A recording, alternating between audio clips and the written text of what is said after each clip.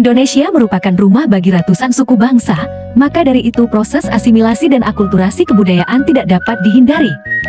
Banyak dari kita tidak menyadari bahwa kebudayaan Indonesia telah banyak berakulturasi dengan budaya asing. Salah satu kebudayaan asing yang berakulturasi dengan kebudayaan lokal adalah kebudayaan Tiongkok. Bahkan hasil dari akulturasi kebudayaan Indonesia dan kebudayaan Tiongkok sering kita lihat hampir di seluruh penjuru Indonesia. Daripada kita penasaran, mari kita cari tahu kebudayaan di Indonesia yang berakulturasi dengan kebudayaan Tiongkok. Akulturasi merupakan proses perpaduan dua budaya atau lebih, sehingga melahirkan budaya baru tanpa menghilangkan unsur budaya lama. Proses akulturasi ini sudah berjalan sejak ratusan tahun lalu dan hingga saat ini hasilnya masih bisa dinikmati dan dilihat. Diperkirakan proses akulturasi budaya Indonesia dengan Tiongkok terjadi saat orang Tionghoa datang ke Indonesia untuk berdagang. Seiring berjalannya waktu, para pedagang Tionghoa tidak hanya menjual atau membeli hasil bumi, namun juga turut menyebarkan budaya mereka. Sehingga proses akulturasi dengan budaya lokal Indonesia tidak dapat dihindari. Lalu apa saja kebudayaan lokal Nusantara yang berakulturasi dengan kebudayaan Tiongkok? Berikut ulasannya. 1. Arsitektur bangunan. Akulturasi budaya Indonesia dengan Tiongkok melahirkan gaya arsitektur bangunan yang bercorak Cina Indonesia. Gaya arsitektur ini bisa dengan mudah ditemui pada tempat peribadatan. Kota Lasem, Rembang, Jawa Tengah, merupakan salah satu contoh nyata bentuk akulturasi budaya Indonesia dengan Tiongkok dalam bidang arsitektur bangunan.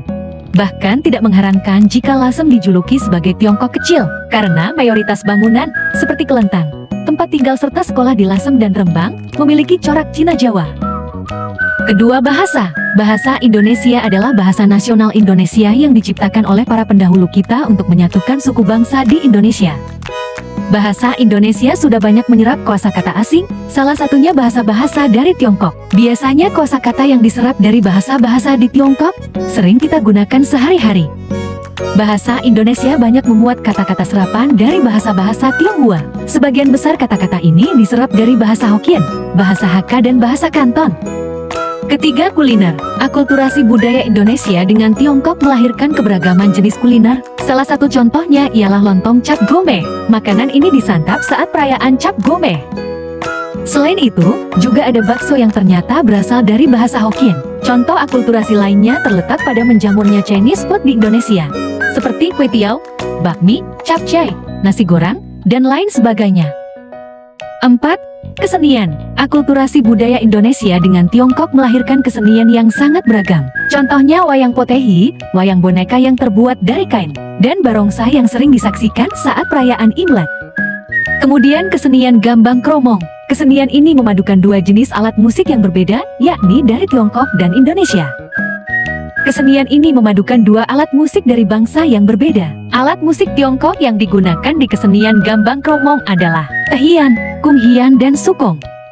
Alat musik Indonesia yang digunakan dalam kesenian gambang kromong adalah gendang, kempul, gong, kecrek, ningno, dan gongnam. Kesenian ini berasal dari suku Betawi yang berakulturasi dengan kesenian Tionghoa Indonesia. 5. Gaya berpakaian atau busana. Akulturasi budaya Indonesia dengan Tiongkok melahirkan busana dengan ciri khas motif atau modelnya khas Indonesia dan Tiongkok. Contohnya batik Lasem Cina yang mudah ditemukan di Lasem, Rembang, Jawa Tengah. Busana batik ini memadukan motif pakaian Tiongkok dengan karakteristik atau model batik di Indonesia. Misalnya motif naga yang dipadukan dengan motif batik Jawa, dan lain sebagainya. Jadi itulah tadi kebudayaan Indonesia yang berasimilasi dan berakulturasi dengan budaya Tiongkok. Akulturasi itu menunjukkan bahwa masyarakat di Nusantara sangat terbuka dengan bangsa-bangsa lain dunia. Maka dari itu, generasi muda sepatutnya malu jika masih berperilaku rasis kepada suku bangsa lain dan menganggap bahwa bangsa lain adalah pendatang. Indonesia ada karena perjuangan bersama, bukan hanya perjuangan sepihak. Para pendahulu kita berjuang bersama-sama dan mencita-citakan membentuk bangsa baru dan besar yang dinamakan Indonesia dan bangsa Indonesia.